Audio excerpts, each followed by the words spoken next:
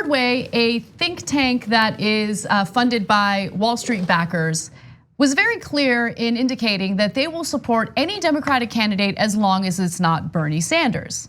Now, Bernie Sanders actually gave Third Way a challenge earlier this week because the very people who typically work at a place like Third Way would call for party unity and the importance to vote for any Democrat as soon as that person is nominated. Well, I want you to take a look at what Bernie's challenge was, and then I'll give you the update. Take a look. Absolutely, I will do everything I can to defeat Donald Trump.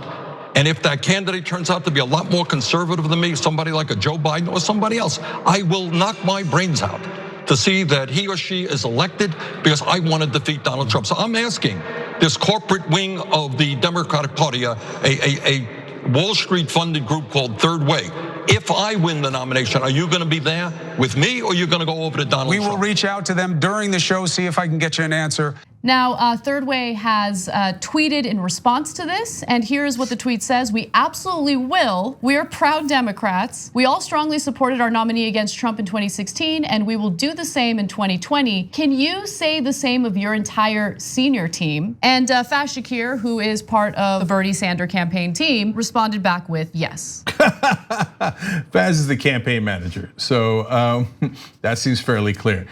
First of all, did he also get punched by Neera Tanden? Well, it's a long story as to whether it was a punch. But she claims it was a push, but there's some controversy around that. Wow. So we have a Third Way guy here, right here. Third Way op. Well, one says punch, the other one says push. And I'm in the middle. I'm in the Third Way. Yeah, I put her hands on someone. That's unacceptable. Period. Yeah. All right, let's keep going, guys. I don't want to get back into those old controversies. So, in terms of Third Way, first, I love that they said, well, we supported our candidate in 2020. Yeah, it was Hillary Clinton. I mean, 2016. It was Hillary Clinton. Of course you supported her. She doesn't get any more establishment and pro-Wall Street than Hillary Clinton. Hillary Clinton went to the top banks, got paid $225,000 a speech. And then we found out what was in the speeches. She asked them, hey, can you guys help me fix the economy? Oh yeah, they can help. They're there to help. Jesus. Okay, so of course you supported her. You guys had her in your pocket 100%. So that's not a thing that you get credit for in terms of you'll support anyone. And this whole smear the whole time about how Bernie Sanders didn't do enough or his team didn't do enough to help Hillary Clinton. He did 43 rallies for her. What did you want, 44 or 45? It's a total and utter lie. You know who was this loyal to the Democratic Party? Hillary Clinton supporters in 2008 when she lost to Obama. 25% of her voters voted for John McCain and not Obama. It was only 12% for Sanders. And most of that, 9 out of the 12, were actually Republicans in the first place who were so intrigued by Bernie Sanders saying higher wages that they had voted for him in the primary, right? So the Hillary Clinton people were way worse and much more betrayed the Democratic Party and Barack Obama. But you never hear that in the mainstream media. It's nonstop lies about how Sanders people did not support Clinton enough. It's just not true. Just the fact that these charlatans still have six-figure salaries where they sit around and talk about how, no, they still have the right idea with the Third Way after the disastrous defeat of their candidate, Hillary Clinton, as you pointed out, is mind-boggling to me. Like they should have no say in a true pure meritocracy, which obviously doesn't exist. These people would be shunned, okay? They would be pushed away from any matter of consultancy in any matter of political campaigns, and yet they're still out here talking about how, oh, well, you know, we might prefer Warren now. We're like warming up to the idea of Warren, but anyone but Bernie, which is literally what they said last week. I guess they've changed their minds since then, but it's crazy. I mean, there should be no compromises. There should be no compromises made whatsoever with the Republicans or with the corporate wing of the Democratic Party. No one wants this. Literally, no one's like, oh man, if only I could get some tax credits. Like that would really change the dynamic in my household where I'm crippled by medical debt. No, like people want Medicare for all. And they are standing in opposition of that. And if they're standing in the way of Medicare for all, they're standing in my way, they're standing in your way. They are not for progress. They don't care about someone getting elected. They just care about electing someone who will be the controlled opposition,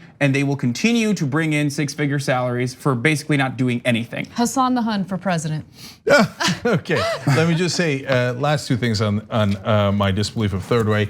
When they say they'll support Sanders over Trump, I flat out don't believe them. They didn't even say that. They said we'll support the Democrat no matter what. They couldn't bring themselves to even utter the word Bernie. We'll support Bernie Sanders for president because they're 100% will go behind his back and not support him. You're right. Freaking guarantee. They will back Howard Schultz in a second. Why, Cenk? In a second. Cut a liberal and a fascist bleeds. Okay, there you go. He said it, not me.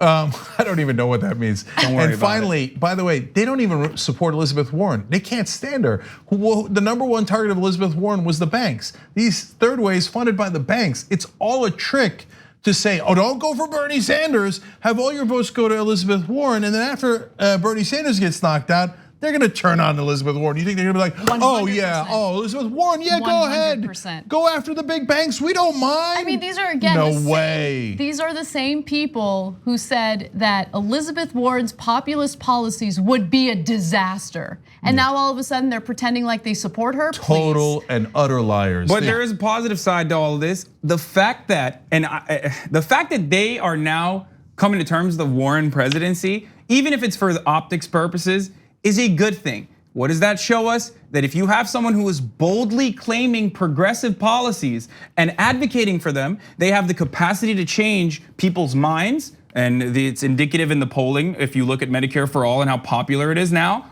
But more importantly than that, this is precisely why we need more leftists running for office. This is precisely why we need operations like Justice Democrats, so that we are slowly but surely pushing the conversation further and further left. Because these guys, like the ones at Third Way and all these other neoliberals and liberals in positions of power, they are, I can't use words here, but I'll just say they're betas, okay? They're just betas, all right? I'm glad you didn't go harsher. Yeah, they will constantly concede, like they are perpetual, they're perpetually in a state of where they're looking for a more powerful person to come in and advocate for things so they can be like, okay, we'll give concessions to you there. Yeah. And if we do that from the left, because they do that to the right, right?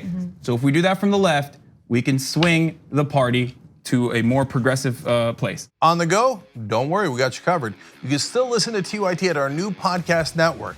Find us on Apple Podcasts, the Google Play Store, or at tyt.com/podcast.